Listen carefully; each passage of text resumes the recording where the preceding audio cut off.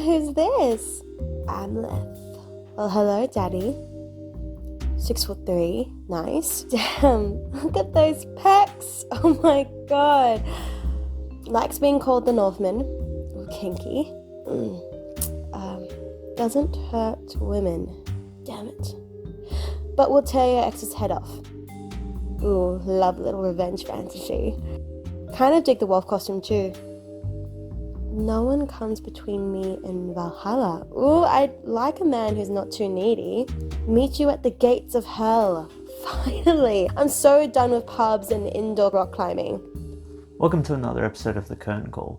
And in today's episode, I'll be discussing my thoughts on the new film, The Northman. This is the new film from Robert Eggers, a director I've been closely keeping an eye on, who's been slowly rising through the underground genre cinema, starting off with his directorial debut in 2015, The Witch. A very tense horror film that certainly had its issues, but generally had great atmosphere and awesome attention to detail, and was one of the creepier horror films of the last decade.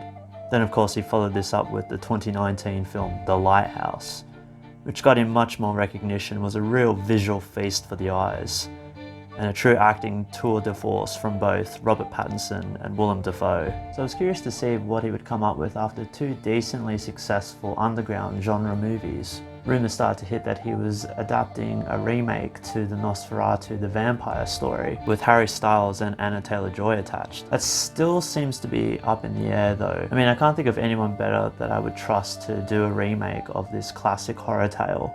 This may never get off the ground, however, as the latest stories from the production of The Northman kind of hint to the fact that we may never get another Eggers big production movie again. So Eggers was essentially given the keys to the kingdom with a $90 million budget. This is quite a move considering his prior films were all under $12 million. And it doesn't look like it was the right financial move either, as it hasn't been pulling in big crowd numbers.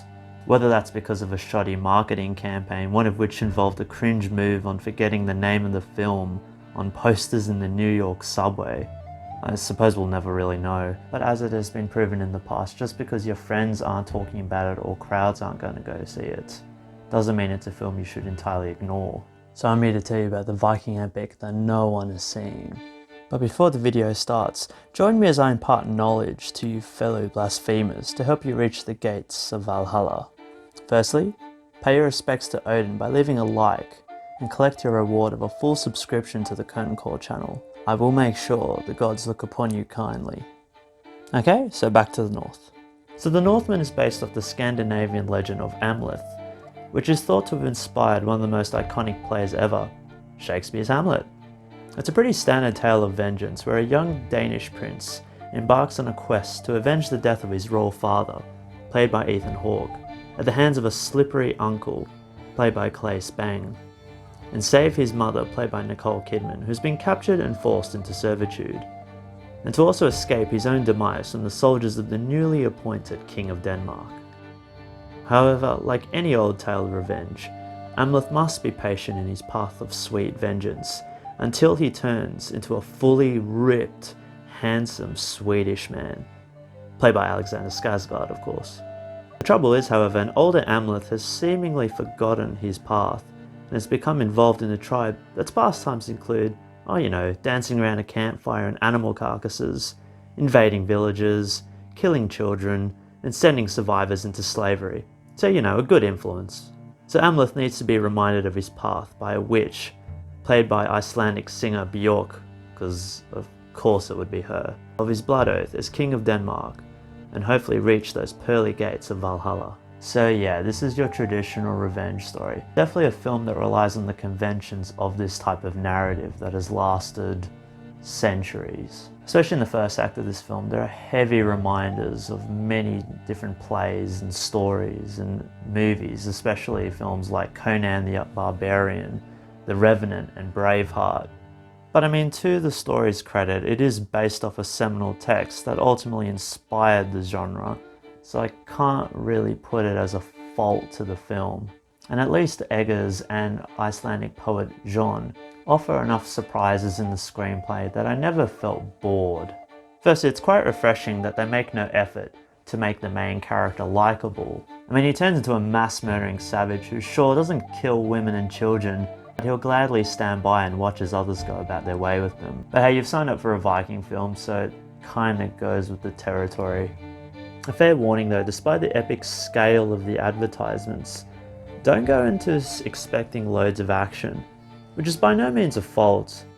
I love how it takes its time leading up to the action, and it's action that is consistently well choreographed and brutal. I have heard criticism that the action does look a little staged, but I think this style really adds to the mythos of these warriors. I do feel like the action is intentionally theatrical.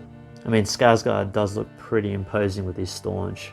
This is very much an art house Viking film with a very big budget attached to it. I mean, mad respect on funding so much to a film with this much artistic integrity and lack of commercial appeal. Okay, so Universal Pictures, I have a film in mind. So my main character should be played by a relatively unknown actor. He speaks in sign language. He has a girlfriend who may or may not be a ghost. It's shot in black and white. And it ends with the main character finding out that he may or may not be an angel. Now, it's never actually confirmed if he is indeed an angel or not. Purely meant for interpretation. And yes, there may be an extra character who may or may not be God. And someone who may or may not be the devil. Yes, and I would like $90 million for it. Screw me? Okay. It would be an understatement to say The Northman is a technically impressive film. It's brutal, it's bloody, and it's just oozing with testosterone, like any good Viking film should. And the historical detail is just, oh god. I've really appreciated Robert Eggers' attention to detail in bringing his periodic movies to life. He tries to make it as authentic as possible, and while I can't confirm all the customs, the language, the lore in this film are accurate, you'll obviously have to consult an expert on that. I never felt it pulled me out of the world. It all seemed very well researched and believable. And people say they're unlucky to grow up in the 21st century. Do you really want to grow up in a time where it was seen as a rite of passage for a son and father to drink blood and bark like dogs together? I suppose it's better than talking to your dad on Zoom. Everything here is painstakingly put together, even coming to the right type of wood that would be used for homes and Viking longboats.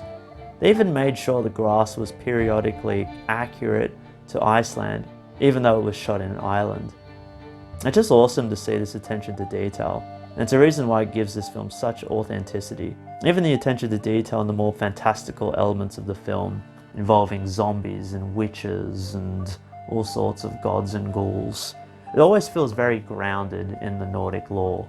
The performance is all pretty solid, even surprisingly from Nicole Kidman, who I really thought would be miscast as an Icelandic mother. But no, she actually does a really good job here. Anya is probably given the least to do in this film, but she is necessary to have to attach some form of compassionate character in such a cast of horrible people. Willem Dafoe is delightfully weird as a jester warlock working for Amla's father. And please let me know if I'm wrong, but I'm pretty sure we get a sneak peek at Dafoe's infamously enormous member. Please let me know if you thought you saw the same. Ethan Hawke also does a great job as the father in a role that's very different from anything else I've seen him in. Skarsgård is also a perfect choice for Amleth and solidifies my man crush status of him. I'll go no further with that joke. But The Northman is generally just a great time. It does need to be watched in the cinema to really get the full experience. And it does look like it won't be spending too much longer in the multiplexes, unfortunately. So please, grab a ticket when you can, because it's a really fun and visceral Viking film that really does deserve more notice. I suppose my only drawback to this film is that it is a revenge story, and it is a shame that such a budget and attention to detail were just put onto a simple vengeance tale. Eggers' style really does elevate this film from mediocrity, and it's certainly one of the more impressive looking historical dramas you'll see this year. I'm very impressed with it, and once again I'm looking forward to what else Robert Eggers brings to us.